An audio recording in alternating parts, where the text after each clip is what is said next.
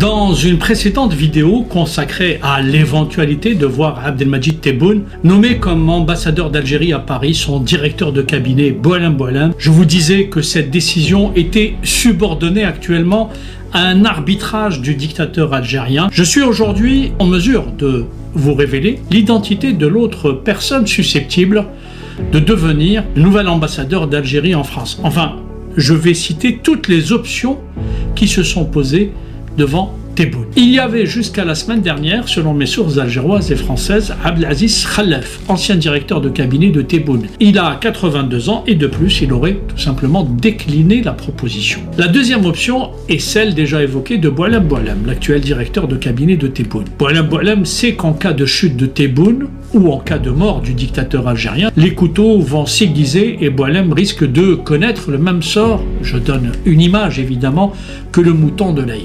La troisième option qui s'offre à l'autocrate algérien, c'est celle de l'actuel secrétaire général du ministère des Affaires étrangères. Si le choix de Lounes Magraman paraît bien meilleur sur le papier, Magraman avait été recruté comme agent structuré des services de renseignement algériens, c'est-à-dire la police politique, et ce, dès le début des années 80. Alors, Boualem, Khalef ou Magraman, en vérité, peu importe. Dans une précédente vidéo consacrée à l'éventualité de voir Abdelmadjid Tebboune nommé comme ambassadeur d'Algérie à Paris son directeur de cabinet Boualem Boualem, je vous disais que cette décision était subordonnée actuellement à un arbitrage du dictateur algérien qui pour l'instant, je dis bien pour l'instant, hésite encore entre son proche collaborateur dont, grand paradoxe, il se méfie énormément, selon des sources proches du cercle présidentiel, et un diplomate de carrière, voire plusieurs. Je suis aujourd'hui en mesure de vous révéler l'identité de l'autre personne susceptible de devenir, d'ici le début du mois d'avril, le nouvel ambassadeur d'Algérie en France. Enfin, je vais citer toutes les options qui se sont posées devant Tebboune. Il s'agit de l'actuel secrétaire général du ministère des Affaires étrangères, Lounes Magraman, qui serait pour l'instant en pole position pour remporter le poste, me dit-on, et qui aurait peut-être plus de chances que Boualem Boualem. Je sais, parce que je lis vos commentaires, certains d'entre vous pensent ou vont croire que je critique systématiquement toutes les décisions du pouvoir algérien. En premier lieu, je dirais qu'il est très difficile d'être en accord avec une dictature, pour le principe, de surcroît corrompue. Mais de plus, cette dictature s'illustre souvent par une médiocrité installée au sommet de l'État. Il faut, je dirais, être de mauvaise foi pour ne pas le voir et ne pas le reconnaître. À moins de vouloir du mal à l'Algérie, donc d'être un complice ou faire partie de cette clientèle du régime, ce que je ne suis pas, il est difficile d'être en accord avec un pouvoir qui est avant toute chose illégitime. Mais qui plus est, ça donne à des pratiques totalement condamnables. Je ne vais pas revenir ici sur la question de l'illégitimité de Tebboune, parce qu'il faut être malhonnête, je le redis, comme lui, pour ne pas le reconnaître. Avant d'évoquer la décision attendue de Tebboune, qui fait durer le suspense, il faut le reconnaître, à propos de la nomination dans un futur proche, probablement, d'un ambassadeur d'Algérie à Paris, je vais vous parler des 3 candidats qui figuraient sur la shortlist il y a encore quelques jours. Il y avait jusqu'à la semaine dernière, selon mes sources algéroises et françaises, Abdelaziz Khalef, ancien directeur de cabinet de Tebboune, qui était également ancien secrétaire général du ministère des Affaires étrangères, ancien ministre et ancien ambassadeur. Mais d'après ce que j'ai appris, ce dernier serait pénalisé à la fois par l'âge et par une santé fragile. Il a 82 ans et de plus, il aurait tout simplement décliné la proposition. Khalef connaît parfaitement le système et il sait aussi que pour lui, le champ parisien peut être très miné. Je pense que plusieurs journalistes vivront comme un devoir professionnel le fait de lui déterrer certains dossiers. Je dirais certaines casseroles, notamment celles qu'il traîne depuis l'époque où il était ministre des Finances entre 1986 et 1988, quand il avait participé activement au détournement du patrimoine immobilier de l'amicale des Algériens en France. Outre sa complicité aussi, connue des initiés avec l'Arbi Belkhir et le général Mustafa Chelloufi, 2 fils de Bachara et de Qaïd, qui ont participé à mettre l'Algérie en coupe réglée. C'est le moins que l'on puisse dire. Je pense ainsi, même si c'est anecdotique, que Khalaf avait gardé un très mauvais souvenir de son dernier passage parisien puisqu'il avait été refoulé de l'aéroport d'Orly en février 2025, faute d'un document administratif lorsque la tension entre Alger et Paris avait atteint son paroxysme. En théorie donc, et en théorie seulement, existe donc la piste Abdelaziz Khalaf, quoiqu'en Algérie, tous les revirements sont possibles, surtout avec Abdelmadjid Tebboune.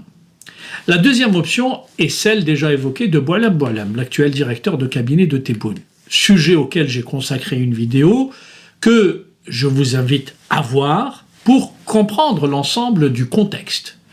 Je vous avais alors révélé que Boualem fait tout depuis plusieurs mois pour être nommé à Paris. Mais en vérité, je le répète une fois de plus, ce qui intéresse ce dernier, ce ne sont pas les relations franco-algériennes, je dirais même que ce serait le dernier de ses soucis. Ce qui l'intéresse, ce sont avant tout ses intérêts personnels. Et en plus, son avenir. Boualem Boualem compte aujourd'hui, il faut le préciser, de nombreux ennemis au sein même du sérail algérien. À commencer d'ailleurs par le général Saïd Gheriha, le chef d'état-major, qui lui voue une haine tenace même s'il ne le montre pas. Et connaissant parfaitement le système dont il est le zélé serviteur, Boualem Boualem sait qu'en cas de chute de Tebboune ou en cas de mort du dictateur algérien, ce qui peut arriver, dont la santé est très fragile, il faut le rappeler, c'est là un secret de polichinelle, les couteaux vont s'aiguiser et Boualem risque de connaître le même sort, je donne une image évidemment, que le mouton de l'Aïd. Je pense que vous m'avez compris.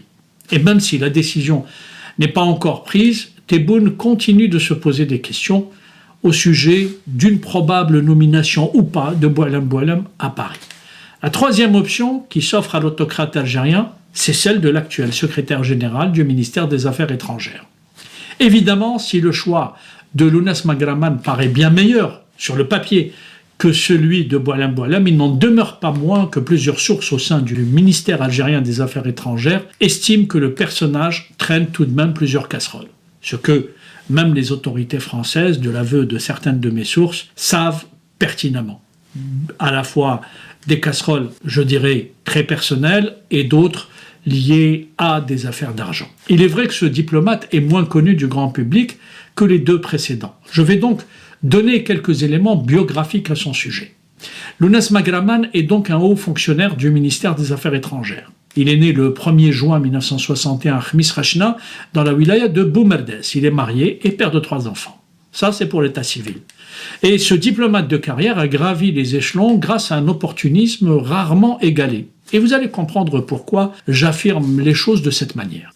Diplômé de l'École nationale d'administration, l'ENA, d'Alger, section diplomatie, ce qui est la voie classique de recrutement des cadres supérieurs du ministère des Affaires étrangères, Magraman avait été recruté comme agent structuré des services de renseignement algériens, c'est-à-dire la police politique, et ce, dès le début des années 80.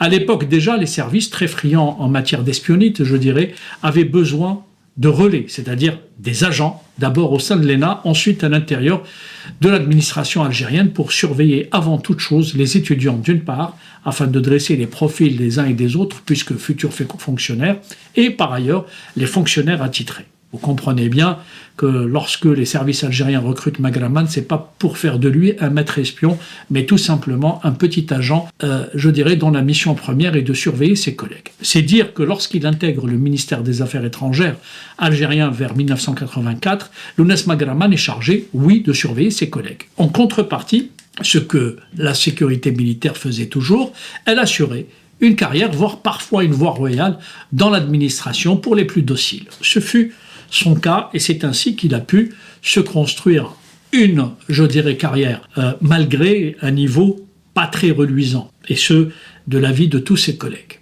La carrière de Lounès Magraman se déroule principalement au sein du ministère des Affaires étrangères, donc comme le précise sa biographie officielle, avec une progression régulière dans les différentes directions géographiques et multilatérales. Parmi les fonctions occupées, il a été jusque-là, donc dès l'âge de 23 ans, il commence comme simple agent administratif chargé du protocole au salon d'honneur de l'aéroport d'Alger. Mais par la suite, la police politique allait intervenir pour propulser sa progression. Et 3 années plus tard, il devient À 26 ans, chef de bureau des affaires politiques de l'Organisation de l'Unité africaine, l'OUA, et des mouvements de libération nationale à la direction générale Afrique du ministère des Affaires étrangères. On le retrouvera par la suite comme sous-directeur de l'OUA et des organisations régionales, et ce entre 1994 et 1997.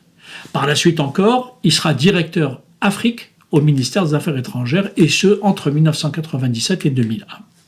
Il a occupé donc plusieurs fonctions diplomatiques, dont des postes d'ambassadeur, notamment aux Pays-Bas de 2019 à 2021, et par la suite à Londres de 2021 à 2023, où il n'a pas laissé un très bon souvenir. Le 5 juin 2023, il a été donc officiellement nommé comme secrétaire général du ministère des Affaires étrangères et de la communauté nationale à l'étranger, en remplacement d'Ammar Bellani, nommé ambassadeur en Turquie.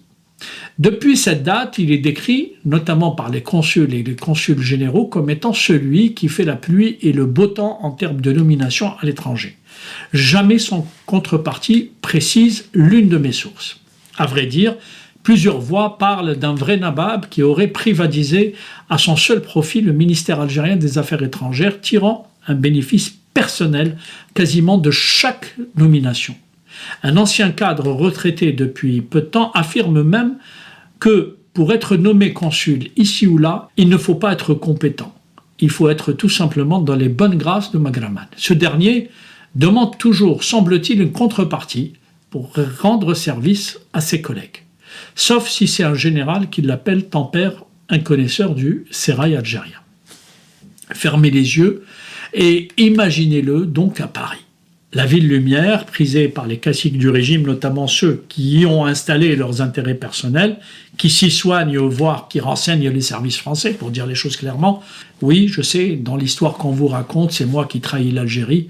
Enfin bref, la bonne blague, quand on connaît un tant soit peu la nature du régime, mais surtout la nature des relations souterraines entre ces petits mafieux algériens et certains cercles français. À vrai dire, dans tout ça, il n'y a rien d'exceptionnel quand on connaît le fonctionnement du régime. En homme de système, Younes Magraman, qui est depuis 45 ans, surtout l'homme de la police politique, comme je l'ai expliqué, mais aussi adepte de l'aplaventrisme, comme le qualifient certains de ses intimes, sait qu'il jouit d'une impunité de ce point de vue. À vrai dire, si je devais être cynique, je dirais, lui ou Boualem à Paris, ça sera vraiment la joie, puisque ça fera incontestablement le bonheur de tous ceux qui enquêtent sur le régime algérien. Il sera ainsi, je dirais, à portée de tir. Alors, Boualem, Khalaf ou Magraman, en vérité, peu importe. Pas un pour attraper l'autre, me diriez-vous. Et pourtant, j'allais dire, Tebboune a à côté de lui un très bon diplomate expérimenté. Je sais qu'en disant ça, je ne vais pas lui rendre service. Oui, il a à côté de lui un très bon diplomate expérimenté, de surcroît honnête homme. Je parle de Ammar Abba, l'actuel conseiller diplomatique, que je ne connais pas, je le précise, n'allez pas le mettre en prison. Mais aux yeux de Tebboune, outre le fait qu'il n'a pas une personnalité très forte, Ammar Abba a deux grands défauts. C'est un homme intègre, de l'avis de tous, et il est compétent de l'avis de tous aussi. Et pour ce régime, ce sont là en vérité deux défauts qui pèsent dans les décisions de nomination, surtout à Paris. Mais rappelez-vous, Tebboune est un peu fou. Il serait capable aussi de nous surprendre et de nommer un honnête homme à Paris. C'est Mitterrand, grand roublard devant l'Éternel, qui disait à propos de ces deux avocats « J'ai Robert Badinter pour le droit et j'ai Roland Dumas pour le tordu ». Et bien là aussi, Tebboune a Abba pour la diplomatie et plein de tordus pour tout le reste. Et ben voilà, c'est la fin de cette vidéo. Je vous remercie toutes et tous, comme d'habitude, pour avoir suivi la vidéo jusqu'à la fin. N'oubliez pas de nous laisser vos commentaires et vos réactions sur le sujet de cette vidéo et de partager le contenu si ça vous intéresse. Et je tiens toujours à remercier nos abonnés et les personnes qui réagissent de façon régulière sur nos vidéos et qui nous suivent et qui nous laissent des commentaires. Donc merci beaucoup pour votre dynamisme et pour votre sens de partage et de discussion. Donc voilà, sans vous, ce contenu n'a pas vraiment de valeur sans cette communauté qui ne cesse de s'accroître. Donc merci beaucoup et à la prochaine dans une nouvelle vidéo. Au revoir.